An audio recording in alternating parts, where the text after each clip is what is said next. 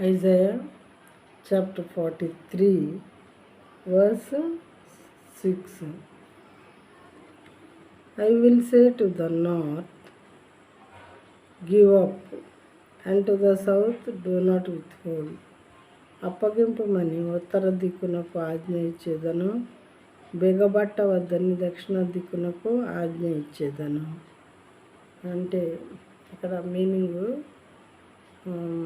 దేవుని బిడ్డలైన వారికి ప్రతిదీ సమకూర్చబడటం కోసం, వాళ్ళకు అవసరమైనవి ప్రొవైడ్ చేయబడటం కోసం దిక్కులకు కూడా దేవుడు ఆజ్ఞాపిస్తారంట.